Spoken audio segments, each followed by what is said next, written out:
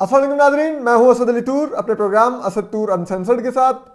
आज हम आपको अंदर की बड़ी खबर देंगे कि जो जस्टिस कादी फाइज ईसा की रिव्यू पिटिशंस का फैसला है वो क्यों ताखीर का शिकार हो रहा है और सुप्रीम कोर्ट के ऐवानों में क्या चिट चैट है उसके बारे में। क्या कोई उस फैसले को आ, उस पर हम आप सारी आपसे बात करेंगे। बड़ी एक्सक्लूसिव अंदर की खबरें हैं और इसके अलावा हम ये जो अभी मौसूफ बैरिस्टर शहजाद अहमद और फ़रोग नसीम ने जो शहजाद अकबर सॉरी और फ़रोग नसीम ने जो हत्या के इज़्ज़त का दावा करने का ऐलान किया है मिसिस सरीना ईसा के ख़िलाफ़, उस पर भी कुछ बात करेंगे। उसमें कुछ चीज़ बड़े दिलचस्प है और बड़े इंकशाफात हैं, हम आपको उसके बारे में बताएंगे कि जस्टिस काजी फाइज ईसा के ख़िलाफ़ अगली प्लानिंग क्या है। और इसके अलावा हम आपको ये भी बताएंगे कि मिसेस सरीना ईसा ने आखिर ऐसा क्या कह दिया कि इन लोगों की दुम पे पांव आ गए। तो चलिए अब हम इस पर आगाज़ करते हैं। तो आपको पता है अभी जनवरी के दूसरे हफ्ते में हुकूमत ने पास करवाया है मिनी बजट, जिसको सप्लीमेंट्री मनी बिल कहा जा रहा है। अब उसमें तो हुकूमत ने टेक्निकली कुछ अपने जो थे टैक्स कंसेशन वो विड्रॉ करने थे, कुछ नए टैक्सेस लगाने थे और 600 अरब रुपए का इजाफी उन्होंने अपनी रेवेन्यू को बढ़ाना था। तो चलें ठीक है, लेकिन उसमें कमाल महारत से क्या चालाकी की इन लोगों ने। इन्होंने एक जो इनकम टैक्स ऑर्डिनेंस है उसके जो एक शिक है 216 उसमें तरमीम कर दी, जो कि मारूफ और इंतहाई काबिल रिपोर्टर हैं, जर्नलिस्ट हैं, सीनियर हैं हमारे खलीक क्यानी साहब, इकॉनमी को बहुत अच्छा अंडरस्टैंड करते हैं। उन्होंने डॉन में रिपोर्ट भी किया कि इन्होंने जो सुप्रीम कोर्ट से जस्टिस कादी फाइज ईसा की अपीलों पर जो फैसला तफसीली आने वाला है उसको मद्देनज़र रखते हुए ये तरमीम की है अपने आप को बचाने के लिए। यानी कि उनका इशारा फ़रोग नसीम साहब, शहजाद अकबर साहब और जो दीगर लोग उस फैसले की जद में आ सकते थे जिन्होंने कोई गैर कानूनी काम किए थे उस रेफरेंस को बनाने में, उसके बारे में था। उसके लिए उन्होंने ये तरमीम किया। ये खलीक कैनी साहब ने स्टोरी की डॉन में। उसके बाद मिसेस सरीना ईसा ने 17 तारीख को एक ख़त लिखा। इन दोनों साहिबान शहजाद अकबर जो ARU के सरबराह हैं और वज़ीर-ए-आज़म के मुशीर एहतसाब और दाखिला हैं, और जो वज़ीर कानून फ़रोग नसीम हैं, साबिक अटॉर्नी जनरल अनवर मंसूर खान हैं और जो FBR के चेयरमैन हैं। और उसमें उन्होंने लिखा कि आप लोगों ने जो ये तरमीम की हैं, उन्होंने उसको कहा कि ये आप लोगों ने फैसले से जो सुप्रीम कोर्ट का आने वाला है, जो हमारी रिव्यू पिटिशन पर जो फैसला है उससे बचने के लिए ये आप लोगों ने ये तरमीम की है, क्योंकि उसमें जो कॉन्सिक्वेंसेज आपके लिए होंगे, आपको लगता है कि आपका कैरियर ख़त्म हो जाएगा, तो इसलिए आप लोगों ने ये तरमीम कर ली अपने आप को बचाने के लिए पहले से ही। फिर इसी तरह उन्होंने ये भी उसमें लिखा कि शहजाद अकबर को उन्होंने कहा कि मैंने तुमसे कहा था कि तुम अपने और अपनी फैमिली के असासे बताओ कैसे तुम्हारे पास आए, कहाँ से बनाए तुमने कोई जवाब नहीं दिया। हालांकि तुम पब्लिक ऑफिस होल्डर हो, तुमने जवाब नहीं दिया। इसी तरह उन्होंने फ़रोग नसीम को भी कहा कि तुम्हें मैंने चैलेंज किया था कि मैं पब्लिक ऑफिस होल्डर नहीं हूँ, लेकिन मैं अपने असासे लेके सुप्रीम कोर्ट आ रही हूँ, तुम भी आ जाओ। तो तुमने भी चैलेंज कबूल नहीं किया, तुम और मैंने अपने असासे सुप्रीम कोर्ट में साबित किए और बरी हुई। इसी तरह वो ये भी नैब को कहती हैं कि नैब का जो ऑर्डिनेंस है उसका जो एक क्लास 9 है उसके तहत आप अगर कोई भी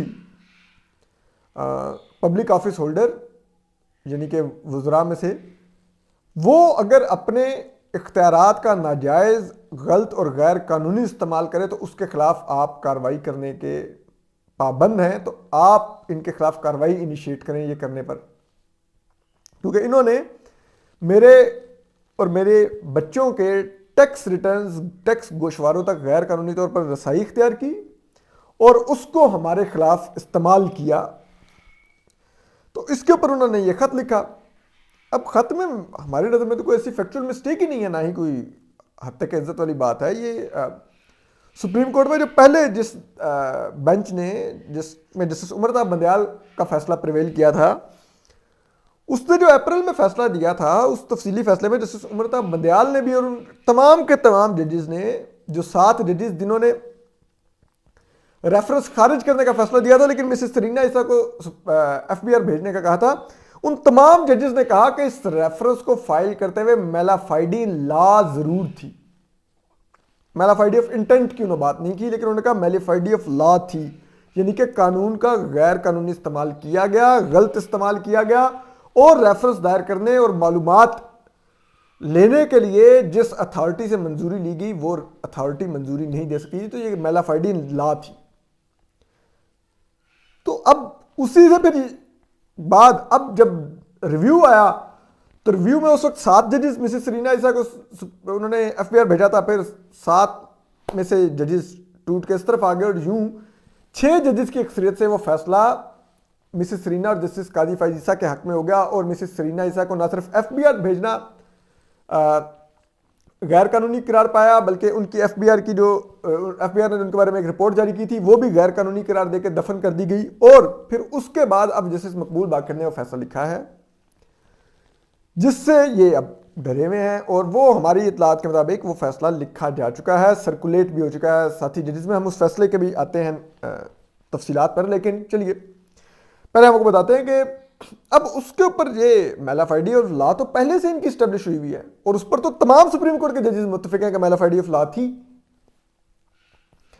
अब बातें हैं कि इन लोगों ने वो कानून में तरमीम भी की है जिस पर मिसेस सरीना ईसा ने खत लिखा है, डाउन स्टोरी की हुई है। अब ये कह रहे हैं कि ये नहीं, ये हमारी रिप्यूट डैमेज की गई है और हम हत्या की इज्जत का दावा करेंगे। वो अब देखिए बात ये है कि रिप्यूट किसकी, वो हमारे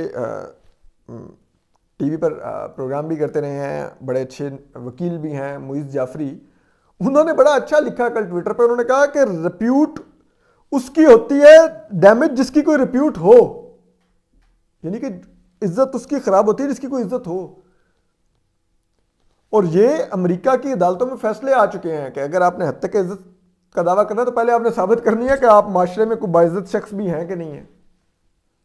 फिर आपने साबित करना है कि ये सुप्रीम कोर्ट ऑफ पाकिस्तान इकरार दे चुके हैं कि फिर आपने साबित करना है कि आपको इतने का माली नुकसान हुआ तो आपको माली नुकसान के डैमेजेस क्लेम कर सकते हैं कि आपके खिलाफ कोई बात बोली गई या कुछ किया गया। तो अब बात यह है कि आप रिप्यूट क्या एंजॉय करते हैं। ठीक, ये मसूफ शहजाद अकबर साहब मलिक रियाज के हराम की कमाई पकड़ी गई, यूके ने पकड़ी, पाकिस्तान ने नहीं पकड़ी।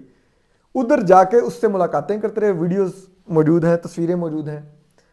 फिर इन्होंने उसकी हराम की कमाई, उस कब्जा गिर मलिक रियाज की, वो इन्होंने एडजस्ट करवाई सुप्रीम कोर्ट में। ये इनकी इज्जत है, ये इनकी रिप्यूट है। ठीक है, आप कौन सी इज्जत एंजॉय करते हैं माजरत के साथ। फिर आप देखिए फरोग नसीम साहब, खुद उनकी जमात एमक्यूएम कहती है ये हमारा मिनिस्टर नहीं है कैबिनेट के, इसको कोई और लेके आया। तो यानी कि उनका इशारा एस्टेब्लिशमेंट की तरफ होता है। तमाम सहाफ़ियों में भी यही पाया जाता है कि ये एस्टेब्लिशमेंट के वो टाउट के तौर पर, कभी आप वजीर बनते हैं, कभी आप फिर वकील बनते हैं, कभी वजीर बनते हैं, ये मतलब जो हम जानते हैं क्यों बनते हैं सब कुछ वो। तो फरोग नसीम साहब की भी यही रिप्यूट है। तो आप कौन सी रिप्यूट एंजॉय कर रहे हैं। फिर अब आ जाइए कि इसमें एक और बात भी लिखी हुई है कि ये मिसेस सरीना ईसा को ये भी उसमें कहा गया है कि आप फ्यूचर की लिटिगेशन और अकाउंटेबिलिटी से बचने के लिए ये सब इस तरह के खतूत लिख रही हैं, ये सब कुछ हमारे खिलाफ कर रही हैं।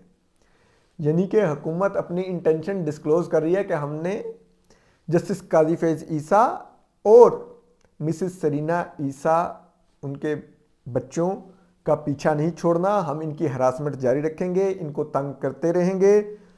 और आप सोचिए, ये एक रिप्यूटेबल, इंडिपेंडेंट, इंटेग्रिटी वाले दलेर जज और उसकी दलेर अहलिया के बारे में वो लोग कह रहे हैं जिनकी अपनी कोई रिप्यूट ही नहीं है, जो टेंटेड बदबूदार तरीन लोग हैं। यानी कि मिसेस सरीना क्या कर रही हैं, वो सिर्फ इनके काले मुंह की चमक वाजे कर रही हैं, इनके काले मुंह मजीद चमका रही हैं काले करके, ये है, और तो कुछ भी नहीं वो कर रही हैं। तो अब ये जो 216 में अमेंडमेंट की गई है, ये भी आपको बताएं कि हम जो सुनते हैं पिछले कुछ दिनों से जो ज़राए बता रहे हैं कि सुप्रीम कोर्ट के ऐवानों में जो बड़े अंदर के जो ज़राए हैं, अंदर की खबर रखते हैं, अंदर तक रसाई रखते हैं, अंदर मौजूद हैं, वो ये बता रहे हैं कि फैसला मोजेस जस्टिस मकबूल बाकर ने लिखा है। उन्होंने लिख के अपने साथी जजेस में सर्कुलेट भी कर दिया है कि वो पढ़ लेंगे, गुजारी बात है, फिर सबने दस्तखत करने होते हैं। जो इस फैसले से मुतफिक नहीं होते उन्हें डाइसेंटिंग नोट लिखना होता है, जो कि 4 जजेस हैं जो डाइसेंटिंग नोट लिखेंगे।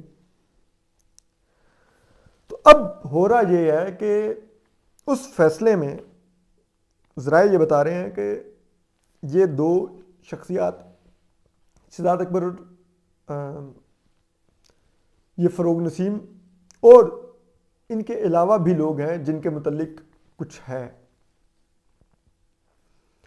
और उससे बचने के लिए ये इन्होंने ये चालाकी की है, ज़राए ये कहते हैं। और ज़राए ये भी बता रहे हैं कि अब सुप्रीम कोर्ट के ऐवानों में शायद ऐसी आवाज़ें भी हैं जो शायद सरगोशियों में या इधर उधर ये चाह रही हैं कि उस फैसले में से इन लोगों के बारे में जो है उसको माइल्ड कर दिया जाए या उसको निकाल दिया जाए। और उसकी तोजीहें ये दी जा रही हैं कि अगर ऐसा ना किया तो जस्टिस मकबूल बाकर साहब आपने तो अप्रैल में रिटायर हो जाना है।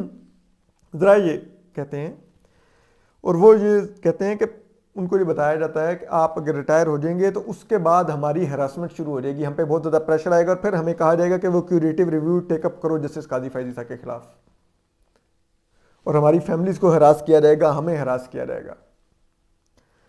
यानी कि हमें, मैं गलत कह गया, यानी कि वो ज़रा ये कहते हैं कि उन जो सुप्रीम कोर्ट के जजेस हैं उनको हरास किया जाएगा और उनको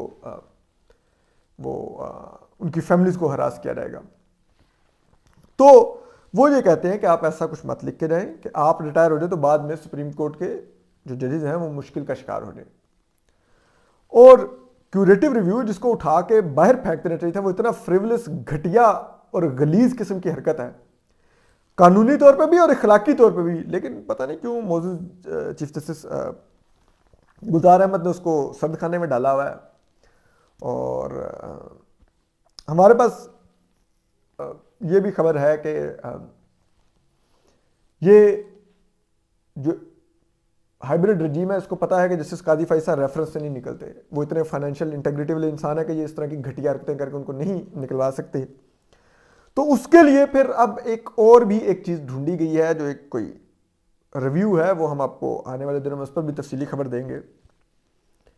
और वो आने वाले महीनों में सुप्रीम कोर्ट को पर प्रेशर डाला जाएगा कि उसको टेकअप करें, और उससे जस्टिस कादी फैज़ी साहब को हटाने की कोशिश की जाएगी। और वो ये जस्टिस कादी फैज़ी साहब के रेफरेंस वाला रिव्यू नहीं है, ये हम आपको बता दें।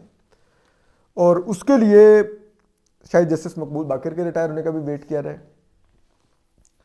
तो हम ये समझते हैं कि जस्टिस मकबूल बाकर जो फैसला लिख चुके हैं, जिस पर उनके 6 साथी जजेस उनसे मुतफिक हैं, और हम जानते हैं कि मोजेस जस्टिस मकबूल बाकर बहुत ही दलेर जज है, ना सिर्फ के हम उनको मलंग जज के तौर पे जानते हैं बल्कि एक दबंग जज के तौर पे भी जानते हैं। तो उनको कोई फ़र्क नहीं पड़ता धमकियों, प्रेशर्स और इन चीज़ों का।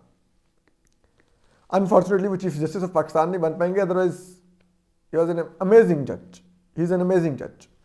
तो वो उन्होंने अप्रैल में रिटायर होना है, तो मेरे ख्याल में अब वक्त आ गया है कि उनको जल्द से जल्द ये फैसला जारी कर देना चाहिए, ताकि ये साजिशों की साजिशें मज़ीद ना बढ़ें और कोई मज़ीद ऐसा कोई दबाव ना आए कि चीज़ें शायद फिर मुश्किल हो जाएँ। तो इसलिए मेरे ख्याल में उस फैसले को मज़ीद ताख़ीर का शिकार नहीं करना चाहिए, उसको जारी कर देना चाहिए जो तफसीली फैसला लिखा जा चुका है, वरना ये साजिशें बढ़ती जाएंगी और जस्टिस कादी फैज़ी साहब के खिलाफ साजिशें नहीं रुकेंगी। जिस तरह कुत्ते भौंकना नहीं छोड़ते तो साजिश करना नहीं छोड़ते। अपना ख्याल रखिए, सलामत रहिए, अल्लाह हाफिज़।